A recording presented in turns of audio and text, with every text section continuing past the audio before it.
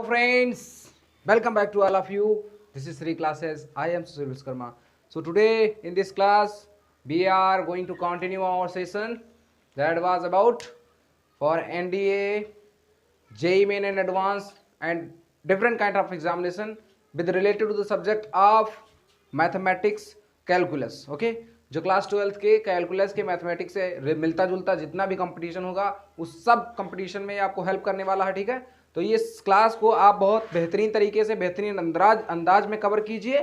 Copy pen mode में बैठिए और अपने फ्रेंड्स तक भी साझा कर दीजिए। यदि चैनल को नए हैं, चैनल पर सब्सक्राइब नहीं किया है, चैनल को सब्सक्राइब कर दीजिए। ठीक है, और चैनल को लाइक भी वो क्लासेस को लाइक भी करते रहिए ताकि हमारा मोटिवेशन बढ़ता रहे और अपने फ्रेंड्स तक भी साझा करते रहिए।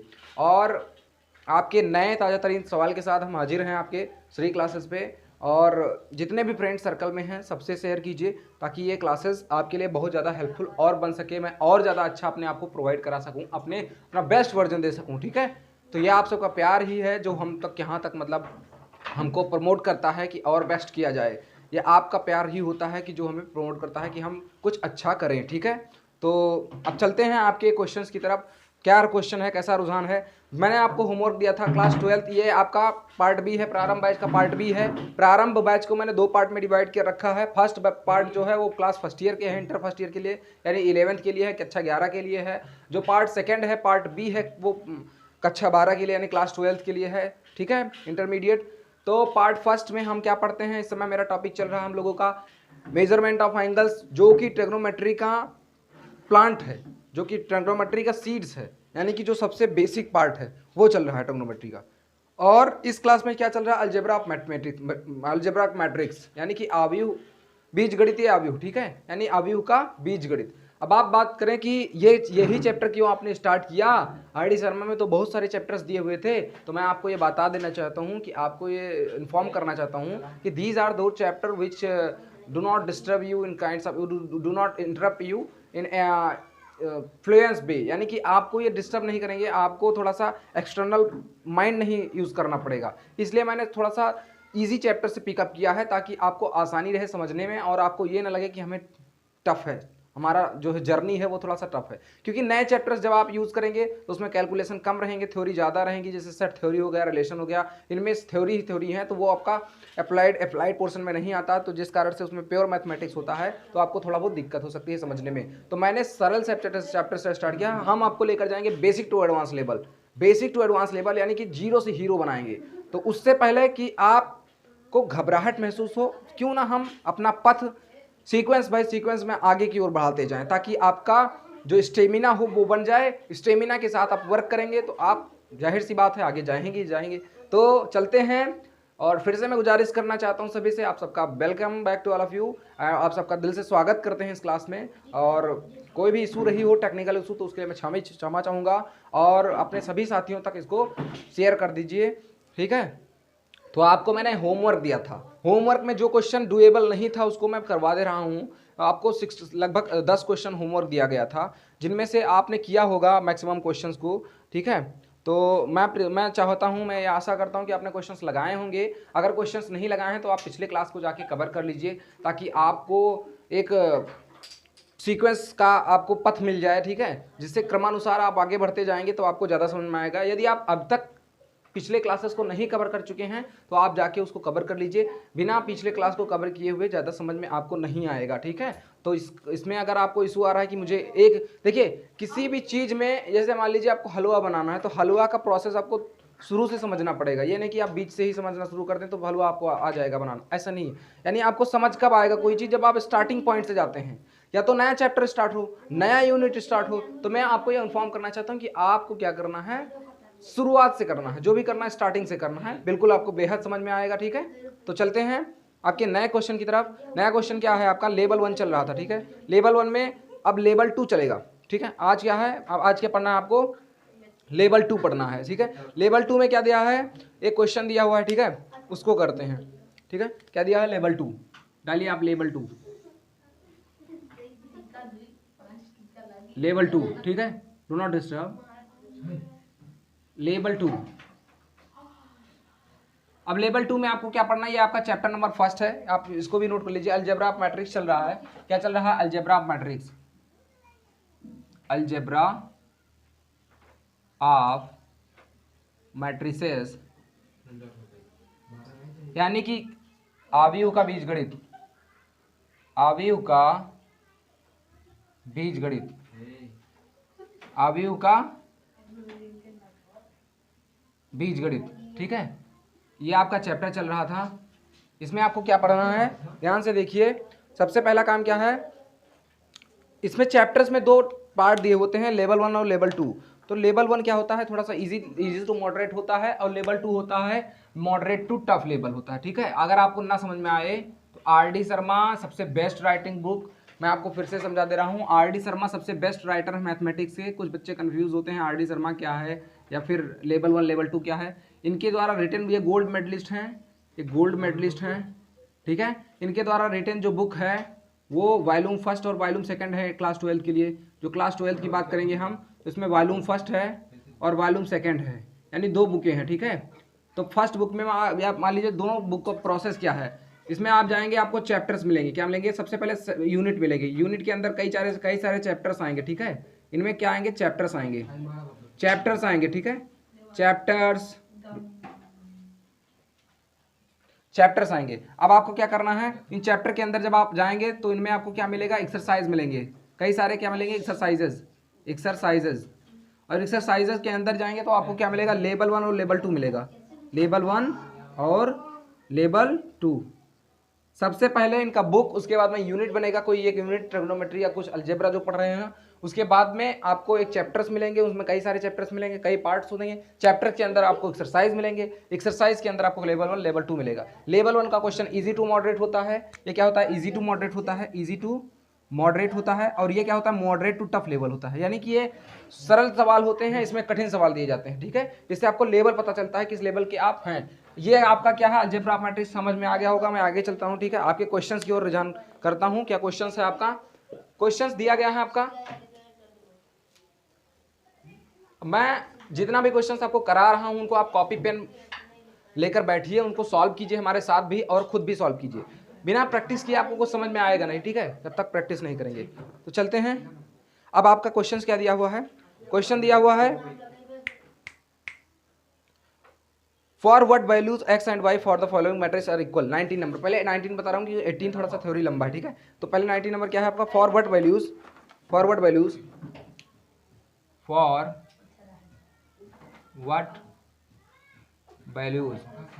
Question number 19। अब अगर आपके पास आर.डी. शर्मा बुक है तो कोई दिक्कत नहीं है, तो फिर पढ़िए उससे, नहीं तो हम आपको बताएंगे क्वेश्चंस कैसे कैसे आपको यहाँ पर नोट कर लें। यानी कि किस मान के लिए, किस मान के लिए, किस मान के लिए समीकरण दोनों इक्वल होंगे, यानी कि किस मान के लिए मैट्रिक्स दोनों इक्वल हो जाएंगे, a बराबर b हो जाएगा। यानी किस मान के लिए a बराबर कितना दिया हुआ है? 2x plus 1 0 2y y square plus 5y, फिर y square minus 5y, y square minus 5y। ठीक है, अब आगे देखिए, b बराबर क्या दिया हुआ है? b बराबर दिया हुआ है x plus 3 0 y square plus 2 minus 6।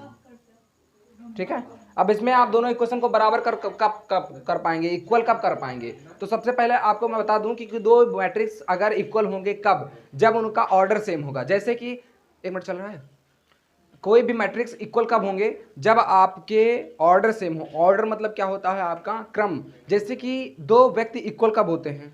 या तो वह अपने बाहरी ढांचे से समान हो। अगर उनकी इक्वलिटी की बात की जाए तो दो तीन तरीका होता है इक्वलिटी देखने का। क्या क्या होता है?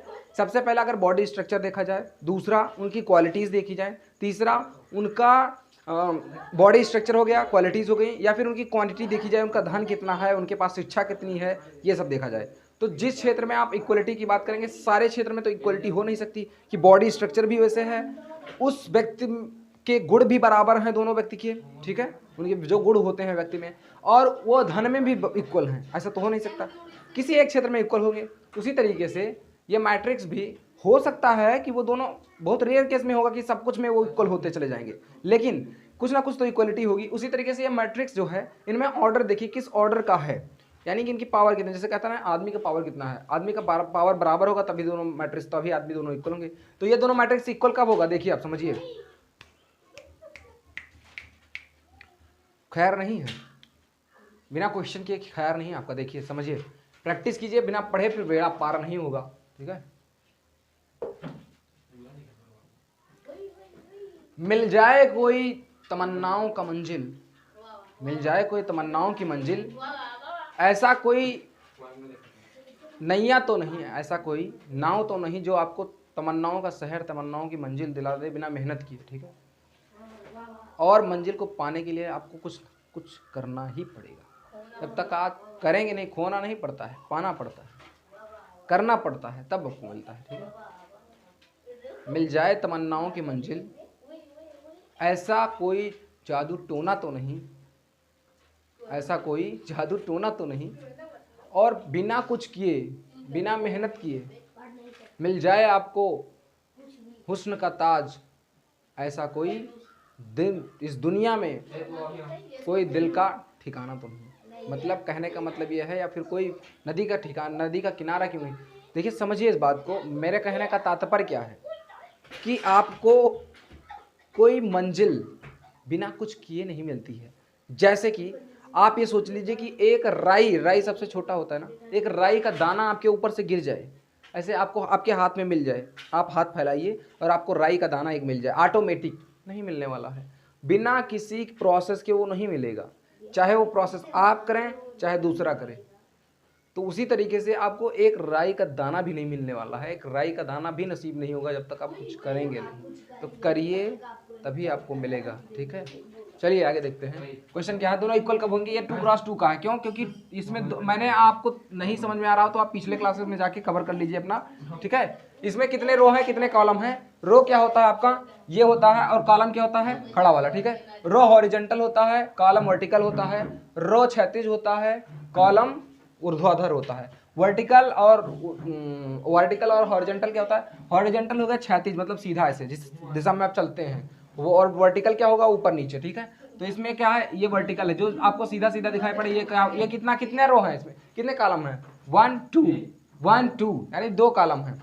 कितने रो हैं, 2 रो हैं, यानी कि 2 पंक्तियां हैं और 2 स्तंभ हैं, ठीक है। तो 2 पंक्तियां 2 स्तंभ हैं। अब ये दोनों पंक्तियां, दोनों स्तंभ बराबर, दोनों स्तंभ, इसमें भी 2 पंक्तियां 2 स्तंभ बराबर, तो ये दोनों क्रम बराबर हैं, तो ये दोनों मैट्रिक्स इक्वल हो जाएंगे। लेकिन अब किस शर्त के लिए इक्वल होंगे, वो शर्त आपको फाइंड करनी है। बात समझ में आ गया ना। तो शर्त निकालते हैं चल के, यानी कि ये मैट्रिक्स इक्वल कब होंगे, ये दोनों एलिमेंट इक्वल हो जाएंगे। नो टॉक, देखिए ये दोनों एलिमेंट्स क्या हो जाएंगे, इक्वल हो जाएंगे, ठीक है। ऐसे ये दोनों एलिमेंट्स इक्वल हो जाएंगे, ये दोनों एलिमेंट्स 2y और y² + 2 ऐसे इक्वल हो जाएंगे ना। समझ में आ रहा आपको। तो देखिए, do not talks 2 + 1 = x + 3, 2 + 1 = x + 3, 2x + 1 = x + 3। Continue है।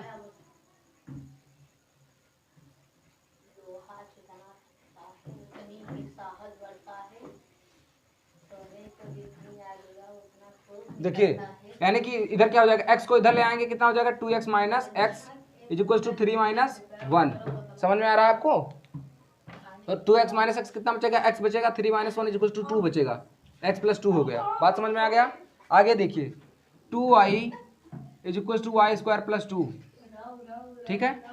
यानी कि 2y, अब देखिए इसको ध्यान से, ये इक्वेशन आपका थोड़ा सा क्या बनेगा, कॉम्प्लिकेटेड रहेगा। इसमें क्वाड्रेटिक इक्वेशन बन गया, y² + 2 और 2y को उधर ले जाएंगे, -2y हो जाएगा। इधर क्या बच जाएगा, 0। तो इसको आप ऐसे लिख दीजिए, ठीक है। यानी 2y को हम इसको उधर ले गए, फिर उसके बाद में 0 को भी मैंने पलट दिया। पहले y को 0 को y2y को उधर लेकर गए, फिर उसको भी पलट दिया, ठीक है। इस तरीके से हो जाएगा ये आपका द्विघात समीकरण बना, ये आपका द्विघात समीकरण बना। फिर यानी क्वाड्रेटिक इक्वेशन, और इसको लिखिए यहाँ पर, यानी कि ये वाला एलिमेंट इसके इक्वल हो जाएगा, ठीक है। यानी y² - 5y = कितना हो जाएगा, -6। तो y² - 5y = 6 को इधर ले आइए, यानी +6 = 0। बात समझ में आ गया। y² + 2 - 2y = 0, यहाँ पर y² - 5y + 6 = 0। दो इक्वेशन है, इन दोनों को जोड़ इन दोनों को सब्सट्रैक्ट कर लीजिए। क्या कर लीजिए? सब्सट्रैक्ट कर लीजिए। यहाँ से वाई स्क्वायर का कट जाएगा। वैसे आपको गुणनखंड बनाना पड़ेगा तो ज़्यादा लंबा प्रोसेस हो जाएगा। ज़्यादा लंबा प्रोसेस ना कर, देखिए किसी इक्वेशन को हम कब एलिमिनेट करते हैं, इक्वेशन को कब सॉल्व करते हैं, हमको प्रोसेस अपना छोटा करना होता है, अपना हमें पथ जो होता है वो छोटा करना होता है, शॉर्ट करना होता है। इसलिए हम प्रोसेस में हम अपना एलिमिनेशन मेथड लगा देते हैं, विलोपन विधि लगा देते हैं, प्रतिस्थापन विधि लगा देते हैं, यही सब कर लेते हैं जिससे हमारा पथ जो होता है छोटा हो जाता है। बात समझिए। यहाँ पर इन दोनों समीकरणों को, यानी इक्वेशन फर्स्ट मान लीजिए, इक्वेशन सेकंड मान लीजिए, समीकरण फर्स्ट तथा समीकरण सेकंड को क्या करना पड़ेगा? सब्सट्रैक्ट। समीकरण फर्स्ट माइनस समीकरण सेकंड। बात समझ में आया? समीकरण सेकंड इसको घटा दिया हमने, क्या बचेगा यहाँ पर? ध्यान से देखिए, इनको सब्सट्रैक्ट कर दीजिए। y plus y minus 2i plus 2 is equal to 0, y square minus 5y plus 6 is equal to 0। ठीक है, इन दोनों को सब्सट्रैक्ट कर लीजिए, इनका प्लस इनका माइनस, ये कट गया, कितना बचेगा? 5y minus 2y minus 6 plus 2 बराबर 0, यानी 3y माइनस 4 बराबर 0। तो 3y कितना हो जाएगा? बराबर 4। y बराबर कितना बचेगा? 4/3, यानी कि y की वैल्यू कितनी आ गई? 4/3 आ गई। ठीक है, y की वैल्यू कितनी आ गई? 4/3। y की वैल्यू कितनी आ गई? y की वैल्यू कितनी आ गई? Y square minus 2y plus 2, y square minus 5y plus 6। यहाँ पर इनको सब्सट्रैक्ट किया गया।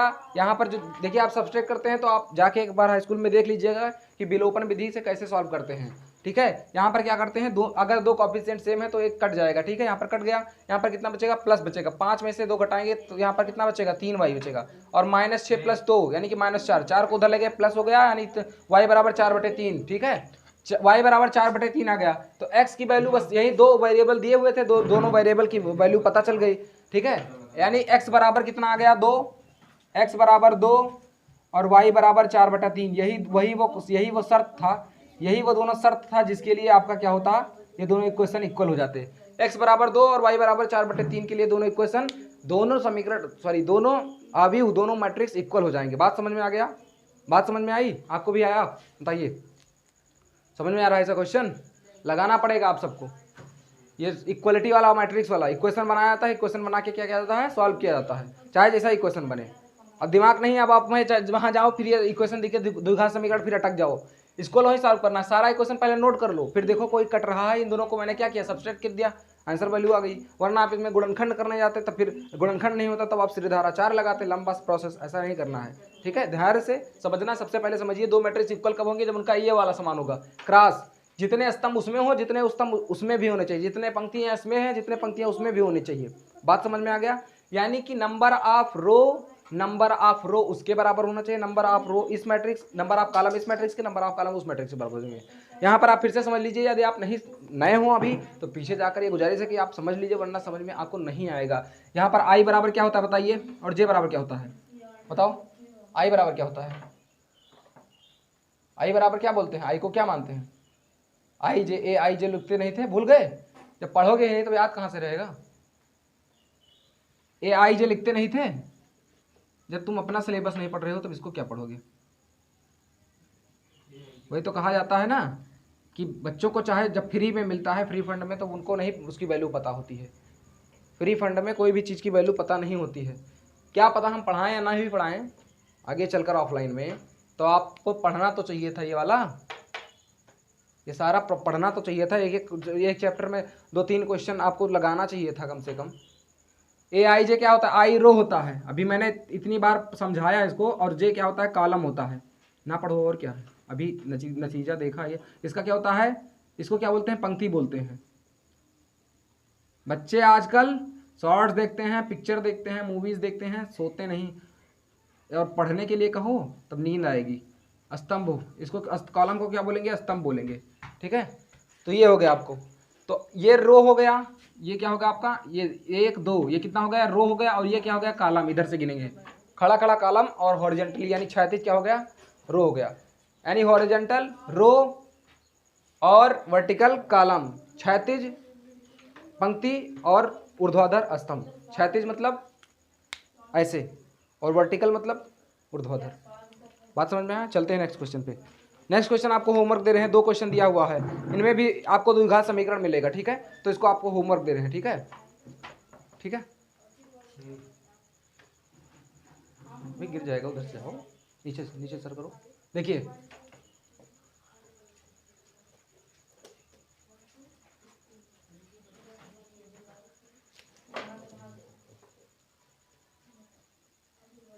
चलते हैं, नेक्स्ट क्वेश्चन क्या दिया है आपका, 21 और 20, 20 और 21 क्या दिया हुआ है, इधर 21 नोट कर रहा हूँ, देखिए ध्यान से। दोनों को ए बराबर बी के लिए क्या चाहिए, ए बराबर बी के लिए for which value, forward value, ठीक है, for the values, for which value, यानी किस मान के लिए, किस मान के लिए दोनों इक्वल होंगे, ठीक है। ए बराबर बी कब होगा, किस मान के लिए होगा, ध्यान से देखिए आप, यानी ए बराबर कितना दिया हुआ है, ए बराबर दिया हुआ है a+4 3b 8 - 6, और b बराबर दिया हुआ है आपको, b बराबर दिया है 2a+2 8 और b² + 2 दिख रहा है इधर, और 10 दिख रहा है इधर, हाँ, b² - 10, b बराबर नीचे नोट कर दे रहा हूँ, b ही तो नहीं दिख रहा है, 2a+2, हाँ, b² + 2 b² -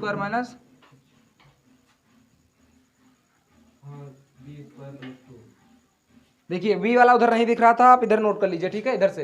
ये दोनों वैल्यू इक्वल कब होंगे, दोनों मैट्रिक्स इक्वल कब होंगे, उनके लिए आपको कंडीशन फाइंड करनी है, जैसे अभी हमने पिछले क्वेश्चन में किया है। आप ध्यान में रखिए, मैं आपको वही क्वेश्चन देता हूं जो क्वेश्चन आप लगा सकें, जो क्वेश्चन मैं आपको बताता हूं उसी बेस पर क्वेश्चन देता हूं आपको, ठीक है। तो उसको आप करिए, बिना करेंगे, जब तक करेंगे नहीं क्वेश्चन आप खुद से, तब तक आपको समझ में आने वाला है नहीं, ठीक है। चलते हैं, 20 नंबर क्वेश्चन दिया हुआ है। 20 नंबर क्वेश्चन क्या है आपका, x + 10 for which value, x, y बराबर, इस दोनों की वैल्यू पता करो, ठीक है, x और y की दोनों की वैल्यू पता करो। यदि इसमें क्या है, x + 10 है, 0 है, y² + 2 है, y² + 2y है, और फिर -4 है, ठीक है, और बराबर क्या दिया हुआ है, 3x + 4, 3x + 4 0 3 y² - 5y, ठीक है, ये हो गया आपका, बात समझ में आ गया। अभी इसमें इन दोनों, ये आपका a बराबर हो गया, इसको b मान लीजिए, ठीक है, ये b बराबर हो गया। तो इन दोनों के लिए x और y की वैल्यू फाइंड करो। इन दोनों मैट्रिक्स को बराबर करने के लिए क्या करेंगे आप, ध्यान से देखिए, x और y की वैल्यू कब पता चलेगी, ये एलिमेंट इसके इक्वल हो जाएगा, ये एलिमेंट इसके इक्वल हो जाएगा, ये एलिमेंट इसके इक्वल हो जाएगा, यहाँ से आपको x की वैल्यू पता चल जाएगी, यानी कि x + 10 बराबर क्या हो जाएगा, मैं उसको आपको हिंट दे रहा हूँ, ध्यान से देखना, x + 10 बराबर क्या करना है, 3x + 4, तो 3x को उधर ले जाना है, ट्रांसफर करके वैल्यू फाइंड कर लेनी है। एक इक्वेशन मिलेगा y² + 2y बराबर कितना मिलेगा, 3, ये फर्स्ट इक्वेशन, सेकेंड इक्वेशन, और थर्ड इक्वेशन मिलेगा y² - 5y बराबर -4, यानी ये थर्ड इक्वेशन हो गया, ठीक है, यानी कि थर्ड इक्वेशन। इन दोनों इक्वेशन को सॉल्व कीजिए, इन दोनों इक्वेशन को सब्सट्रैक्ट कर लीजिए, घटा दीजिए, ठीक है, यानी समीकरण सेकंड माइनस थर्ड कर दीजिए, आपको वैल्यू मिल जाएगी, y की भी वैल्यू मिल जाएगी। तो बस बहुत सिंपल तरीका है, सिंपल तरीका सॉल्व करने का, ठीक है। चलते हैं नेक्स्ट क्वेश्चन पे, कम ऑन गाइस, और this is the last question of your chapter, आपके चैप्टर का लास्ट, इसको आप स्क्रीनशॉट डन कर लीजिए, कम ऑन जल्दी। आपके पास अगर आर डी शर्मा है तो पेज नंबर 5.8 खोल लीजिए, page number 5.8 R D Sharma book, ठीक है। चलिए चलते हैं आगे, देखिए अब इसको मैं इरेज कर रहा हूं, कम ऑन जल्दी स्क्रीनशॉट ले लीजिए आप, होमवर्क हो गया, ठीक है, ये आपका होमवर्क था।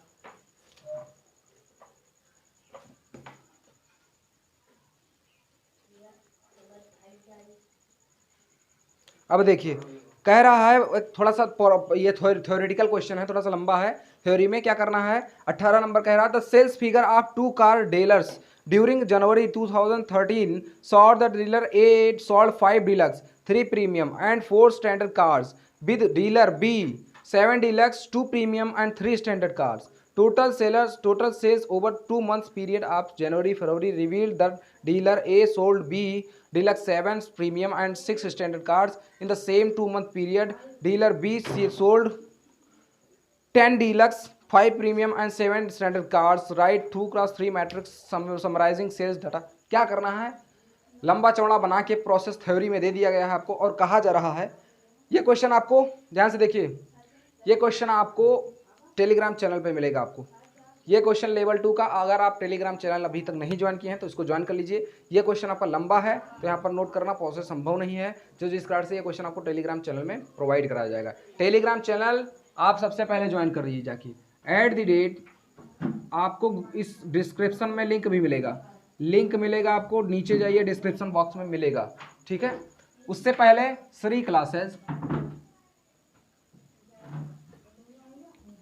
बाई ऐसे आपको नोट कर देना है, इसके बीच में स्पेस रहेगा, ठीक है। ये हो गया श्री क्लासेस बाई एसके।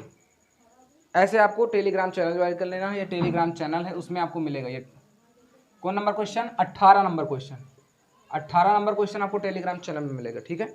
चलते हैं, ये क्वेश्चन आपको पढ़ के बताते हैं, इसका मतलब समझाते हैं और मतलब के अनुसार आपको क्वेश्चन सॉल्व करते हैं, ठीक है। चलिए अब देखिए, the sales figure of 2 cars dealer during the January 2013 showed that the dealer, यानी कि एक क्या है आपका फिगर, सेल्स फिगर यानी कि बिक्री का फिगर बनाया गया है, ठीक है, दर बनाया गया है, जिसके वो क्या दिखाता है आपका कि 2013 में एक फिगर बनाया गया, 2000 पूरे साल का एक रिज्यूम बनाया गया कि कितनी कारें बिकी। यानी डीलर होते हैं जो आपके बहुत सारे कार को यानी कि आपको यहाँ पर लेकर जाते हैं और शोरूम लगा के उसको सेल्स करते हैं। यानी कि car A sold 5 deluxe 3 premium and 4 standard car.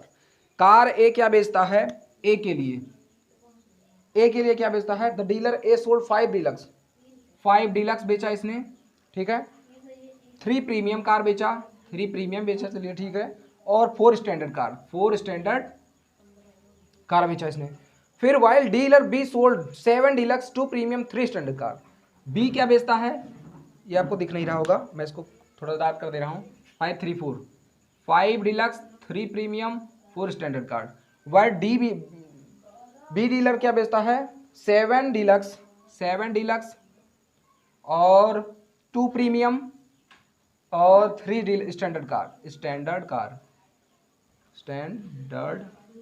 Car. ये क्या हो गया, प्रीमियम, ये डीलक्स हो गया। तो फिर क्या कह रहा है आगे कि total sales over 2 months period of January February revealed that the dealer A sold B deluxe 7 premium, ठीक है। टोटल सेल्स ओवर 2 मंथ्स यानी कि 2 मंथ का जो पीरियड बनाया गया, 2 मंथ का जनवरी फरवरी का जो पीरियड है, जनवरी टू फरवरी का पीरियड, ठीक है, जनवरी टू फरवरी ये पीरियड हो गया। इसमें आपका जो ग्राफ ड्रा किया गया उसमें क्या देखा गया कि जनवरी से फरवरी रिवील दैट डीलर, यानी कि ये रिवील मतलब ये सच उत्पन्न यानी कि निकलता है, उससे क्या मतलब पता चलता है, रिवील मतलब कि सच निकलना, ठीक है। That dealer A sold deluxe that A sold 8 deluxe 7 premium 6 standard car. In the same 2 month period dealer B sold 10 deluxe and 5 premium cars and 7 standard car. Right 2x3 matrix. ध्यान से देखिए क्या कहा जा रहा है कि इन द सेम मंथ यानी कि 2 महीने के ओवरऑल क्या करता है,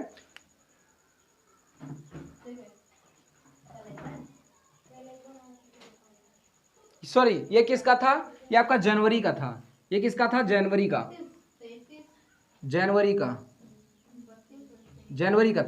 ये जनवरी का था। अब क्या कहा जा रहा है, total sales over 2 month period यानी 2 मंथ्स के दौरान आपका ग्राफ क्या बनेगा, इधर बनेगा। डीलर ए क्या बेचता है, ध्यान से देखिए, और बी क्या बेचता है, ए क्या बेचता है, ध्यान से देखिए, कह रहा है कि dealer A sold 8 deluxe 7 premium 6 standard card, 8 deluxe 7 premium और 6 स्टैंडर्ड कार्ड, ये कार्स हो गया, ठीक है, ये इतने कारें बेचता है, ठीक है। 876 ठीक, 876 हो गया। और बी क्या बेचता है, बी बेचता है 2 इन द सेम 2 मंथ यानी कि इसी 2 महीने के पीरियड में बी क्या बेचता है, 10 deluxe 5 premium 7 standard, 10 deluxe 5 premium 7 standard cars. Deluxe, premium, आप आगे समझ जाएंगे, D for deluxe, P for premium, ठीक है। तो आगे क्या करना है, रीडर भी sold 10 deluxe 5 premium 7 standard card, ठीक है। अब यहाँ से आपको 2x3 का मैट्रिक्स ड्रा करना है, बहुत ही इजी है। ये आपको क्या दिया गया है, डाटा थ्योरी में दिया गया है।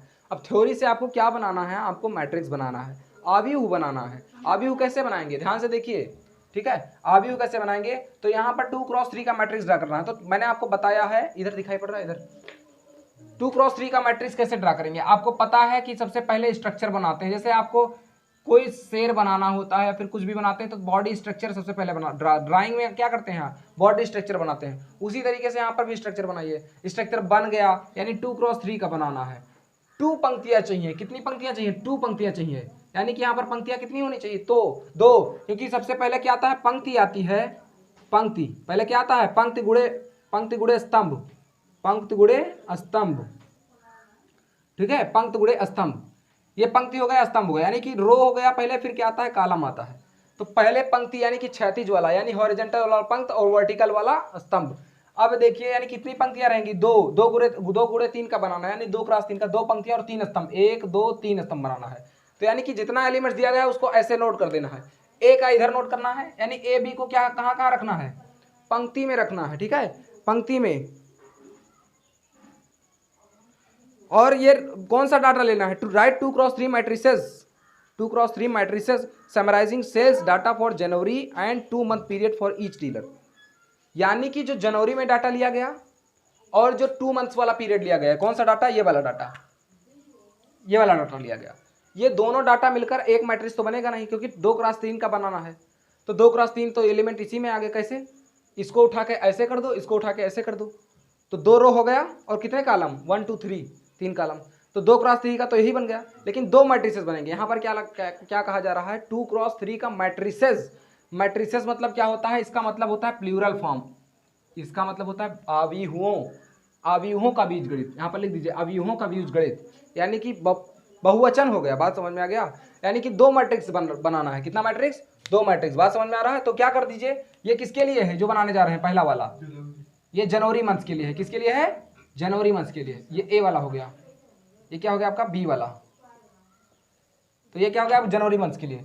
तो जनवरी मंथ के लिए मैट्रिक्स ऊपर लिख रहा हूं मैं, इसमें क्या आएगा, 5 3 4, चाहे ऊपर नीचे चाहे जो कर दीजिए, ठीक है, चाहे जो सा कर दीजिए, 7 2 3। तो हो गया, बात समझ में आ गया। देखिए ये मैट्रिक्स हो गया आपका, ठीक है, ये जनवरी मंथ के लिए। अब आगे देखिए, ध्यान से देखिए, अब जनवरी और फरवरी मंथ के लिए, जनवरी और फरवरी मंथ के लिए, दोनों मंथ के लिए क्या बनाएंगे मैट्रिक्स। ध्यान से देखिए आप इधर, इसके मंथ के लिए क्या बनाएंगे आप मैट्रिक्स, यहां पर लिख दीजिए ऐसे। क्यों, क्योंकि यहां पर 2 ही पंक्तियां होनी चाहिए। आप सोचेंगे कि सर इसको ऐसे नहीं रख सकते थे, तो आप अगर ऐसे रखते, ध्यान से देख लिए, 5 3 4 रखते और 7 2 3 लिखते, तो यहाँ पर ये 3x2 का बन जाता। ध्यान से देखिए, 3x2 का बनेगा। बात समझिए ध्यान से, अगर आप ऐसे करते तो 3x2 का बनता। कैसे, कितने पंक्तियां होंगी, 1 2 3, और कितने स्तंभ, 2 स्तंभ, यानी कि 3 रो और 2 कॉलम, 3 रो और 2 कॉलम, यानी 3x2 का बन जाता है। यानी ये गलत हो जाता। इसमें कहा क्या जा रहा है, 2x3 का बनाइए, यानी इस तरीके से बनेगा। बात समझ में आ गया। अब आगे चलिए, अब कहा जा रहा है कि जनवरी और फरवरी मंथ के लिए बनाइए, दोनों मंथ के लिए। तो यहाँ पर कितना हो जाएगा, 8 7 6 10 5 7। बात समझ में आ गया, या 2x3 का हो गया। ऐसे आपको क्वेश्चन कर रहे हैं एग्जाम में। ये क्वेश्चन जो है आपका, इसका क्वेश्चन आपको, क्वेश्चन जो होगा इसका, ये क्वेश्चन नंबर 20 था, शायद 20 ही तो है, 19 नंबर, 18 नंबर है, ठीक है, 18 नंबर क्वेश्चन है। इसको आपको टेलीग्राम ग्रुप, टेलीग्राम चैनल पे आपको प्रोवाइड करा दिया जाएगा, ठीक है, टेलीग्राम चैनल पे आपको प्रोवाइड किया जाएगा ये क्वेश्चन। तो आप इसको नोट कर लीजिएगा, वहां से जाके टेलीग्राम चैनल है, टेलीग्राम चैनल पे देखिए, @SHREE कैपिटल में रहेगा, श्री CLASSES क्लासेस बाई, इसके बीच में स्पेस रहेगा, कैपिटल S के, बाई खाली स्मॉल रहेगा और बाकी इसके बीच में स्पेस, बाकी ये हो गया। तो लेवल 1 लेवल 2 भी खत्म हुआ, ये चैप्टर भी फिनिश हुआ आपका, चैप्टर ये फिनिश हो गया, सॉरी एक्सरसाइज फिनिश हुआ। एक्सरसाइज कौन सा खत्म हुआ आपका, एक्सरसाइज खत्म हुआ आपका लेवल 5.1 खत्म हो रहा है, ठीक है, तो अब चलते हैं नेक्स्ट एक्सरसाइज पे। अब आपने कितना खत्म किया अपना, आपने कितना फिनिश किया उसको देखते हैं, ठीक है। देखिए, problems will continue to come towards you until and unless you are not tracking each and every one to that। यानी प्रॉब्लम्स आती रहेंगी आपकी तरफ जब तक कि आप उसको तोड़ना नहीं शुरू कर देंगे। तो प्रॉब्लम्स को तोड़ना शुरू कीजिए, चाहे वो सवाल हो चाहे जिंदगी से जुड़ा क्यों ना सवाल हो, तो तोड़ना शुरू करेंगे जिस दिन, फोड़ना शुरू करेंगे उस दिन उनका अंत हो जाएगा। समझ में आ गया? तो चलते हैं अब लेवल 2 सॉरी आपके नेक्स्ट एक्सरसाइज के तब तक आप इसका स्क्रीनशॉट लेना चाहे तो स्क्रीनशॉट ले लीजिए। तो आप फ्रेंड्स इसको नोट कर लीजिए, चाहे स्क्रीनशॉट ले लीजिए, मैं इसको इरेज कर रहा हूं, ठीक है। चलिए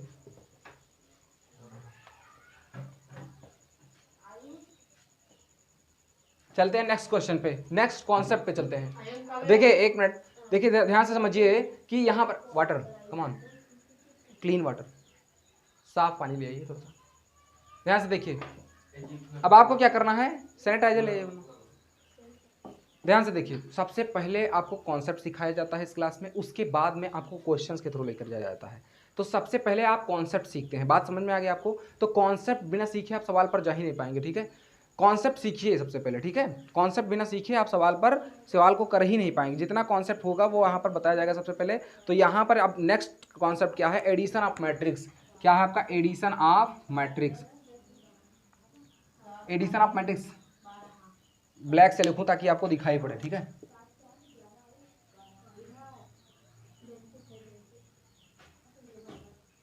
मैट्रिसेस यानी अवयवों का योग।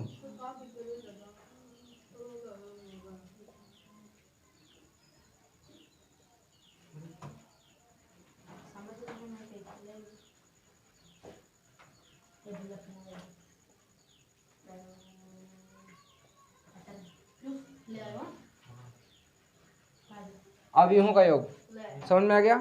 Late A B and two are matrix. देखिए समझिए, अवयव कब जुड़ेंगे? अवयव कब जुड़ेंगे? जब उनके क्रॉस सेम होंगे, ठीक है। जब उनके क्या होने चाहिए, 1 मिनट, उनके क्या होने चाहिए? क्रॉस सेम होंगे। क्रॉस मतलब, कहने का मतलब ये है कि वो उनके जैसे जुड़ता था अभी तक इक्वल होते थे मैट्रिक्स, मैट्रिक्स इक्वल होते थे, ठीक है। मैट्रिक्स जुड़ेंगे कब? जब उनके रो में जितने एलिमेंट हैं और जितने उनके उसमें एलिमेंट हैं वो तो समान होंगे। यानी कि यहाँ पर m बराबर m1 बराबर m1 होना चाहिए, m1 बराबर m2 होना चाहिए और n1 बराबर n2 होना चाहिए, ठीक है। यानी कि उनके, ध्यान से समझिए, सबसे पहला पॉइंट लिखिए कि उनके स्तंभों तथा पंक्तियों की संख्या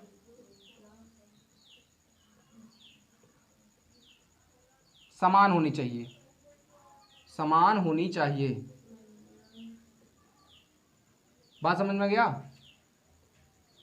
समान होनी चाहिए, यानी कि उनके the number of row should be equal, यानी कि इन बोथ, यानी कि दोनों मैट्रिक्स में फॉर बोथ मैट्रिसेस, यानी कि देयर शुड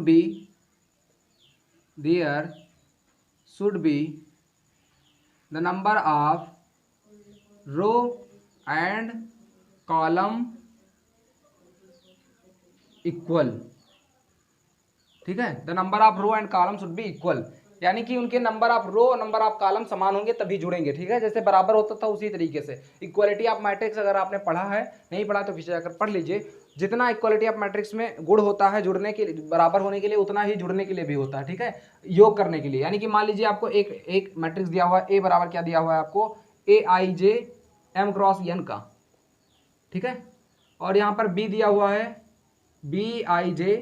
अब बी क्यों लिखा? क्योंकि बी का एलिमेंट आ रहा है, आई मतलब आई रो, ith रो jth कॉलम।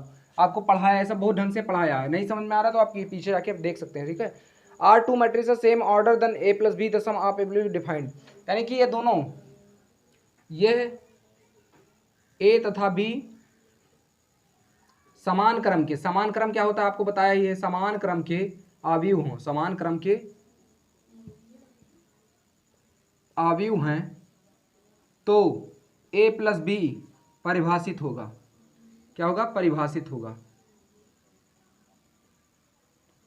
अथवा या फिर अन्यथा अन्यथा इनका कोई अस्तित्व नहीं होगा। इंग्लिश वाले भाई साहब, इंग्लिश और हिंदी में बाइलिंगुअल में होगा, आपको चिंता करने की कोई जरूरत नहीं है, ठीक है। If the order of both matrices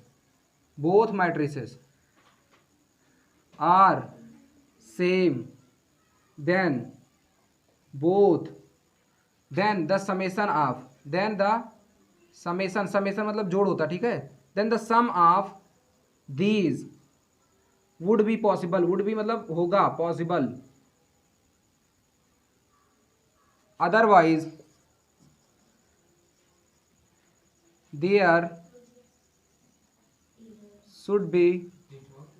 there will no existence of sum of matrices. समझिए, यानी कि the order of both matrices are the same, then sum of these matrices will be possible, would be possible, otherwise the existence of sum matrices not be possible. यानी कि उनका अगर क्रम समान है, ऑर्डर समान है, 2x3 है तो 2x3 होना चाहिए, 3x3 है तो 3x3 होने चाहिए दोनों, तभी उनका सम समान है। जैसे दोनों एलिमेंट्स को इक्वल करते थे, उन्हीं दोनों एलिमेंट्स को जोड़ देना है। जैसे कि ध्यान से समझिए, जो दोनों एलिमेंट्स आप इक्वल करते थे, उन्हीं दोनों एलिमेंट्स को उठाना है और जोड़ देना है। समझ में आ गया? उसी तरीके तो फिर क्या होना चाहिए, वहाँ पर ऑर्डर सेम होना चाहिए ना, ऑर्डर सेम होना चाहिए। एक एग्जांपल लेकर समझाते हैं, इनको आप नोट कर लीजिए, ठीक है, ठीक है। उनके स्तंभों और पंक्तियों की संख्या समान होनी चाहिए, इनको आप नोट कर लीजिए। और जो भी फर्स्ट ईयर में उनको मैं ये चीज़ अवेयर करना चाहता हूँ कि जब आप क्लास 12 में पहुँचेंगे तब आपका बर्डन बढ़ जाएगा, आपको सिलेबस मान लीजिए अगर फर्स्ट ईयर का अधूरा रहेगा तब आप उसको कवर करने में लगे रहेंगे, तब आपका जो क्लास 12 का है वो वॉल्यूम फर्स्ट और सेकेंड है वो छूट जाएगा, आपका एक ही वॉल्यूम कर पाएंगे। यदि आपको हायर स्टडी करनी है, आगे चलकर कोई भी कंपटीशन एग्जाम देना है क्लास 12 के बेस पर, ठीक है, यदि आपका एज क्लास 12 को क्रॉस करने के बाद में 16.5 से 19.5 के बीच में है तो आप बहुत ही लकी हैं। तब आप इस मैथ्स को ढंग से पढ़िए और एज इट इज़ पढ़िए कि ऐसे पढ़िए कि आपको कंपटीशन में, हायर कंपटीशन में देना है, IIT वगैरह समझ के पढ़िए, ठीक है, ताकि आप कोई भी एग्जाम, देखिए रिएक्शन तो करेगा नहीं, पढ़ लेंगे तो मार्क्स भी अच्छा आ जाएगा, कोई कंपटीशन भी क्लियर हो जाएगा। तो उसके साथ साथ ये पढ़ते चलिए वॉल्यूम फर्स्ट, बहुत ही ईजी पढ़ाऊंगा मैं, बहुत ईजी में पढ़ाऊंगा, तो उसके साथ पढ़ते जाइए, क्वेश्चन भी लगाते चलिए जो भी फर्स्ट ईयर में है। जो अगर आप अपने जूनियर को सेंड कर सकते हैं तो जरूर सेंड करिए, उनको समझाइए इस बात को कि आप जब पढ़ेंगे आपको महसूस हो रहा होगा जो चीज़ें हो रही होंगी आपके साथ में, तो अपना एक्सपीरियंस उनको शेयर कीजिए, आप उनको समझाएंगे, आपको कोई मिलेगा अदर समझाने वाला, मदद करेंगे तो मदद मिलेगी। बात समझ में आ गई? तो अब चलते हैं आपके क्वेश्चन की तरफ, ठीक है, चलते हैं, इसको इरेज कर दे रहे हैं, ठीक है, आप इनको नोट कर लीजिए अपने कॉपी में, ये कॉन्सेप्ट है। अब क्या होंगे, दो मैट्रिक्स इक्वल कब होंगे, इनका आप क्या लेते हैं, एग्जाम्पल। बिना एग्जाम्पल के तो समझ में आएगा नहीं, थ्योरेटिकल पार्ट बच्चों को थोड़ा सा कम समझ में आता है, उसके लिए कोई टेंशन का विषय ही नहीं है। हम चलते हैं अपने एग्जाम्पल पे। अब जैसे एक मैट्रिक्स दिया हुआ है, देखिए एग्जाम्पल ए दिया हुआ है 1 2 3 4 5 6। आपको एलिमेंट से मतलब नहीं है, मैंने बताया ना, उनका बॉडी स्ट्रक्चर सेम होना चाहिए, उनकी वेट बराबर होने चाहिए, तो दोनों व्यक्ति इक्वल मान लिए जाएंगे। लेकिन किस क्षेत्र में, फिजिकल क्षेत्र में, मेंटल में नहीं।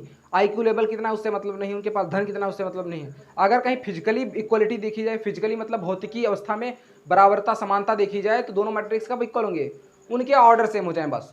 यानी बी कितना होगा, बी मान लीजिए कितना है, बी कितना है 9 8 11 2 6 3, ये दोनों एलिमेंट्स इक्वल हैं, यानी कि यहाँ पर एलिमेंट्स भी इक्वल हैं और यहाँ पर क्या है, यहाँ पर एलिमेंट्स भी इक्वल हैं, सॉरी एलिमेंट्स नहीं इक्वल, माफ कीजिएगा, यहाँ पर क्रम इक्वल है, यानी कि कितने क्रॉस कितने का है, 1 2 2 और क्रॉस 3 का है तो 2 क्रॉस 3 का हो गया।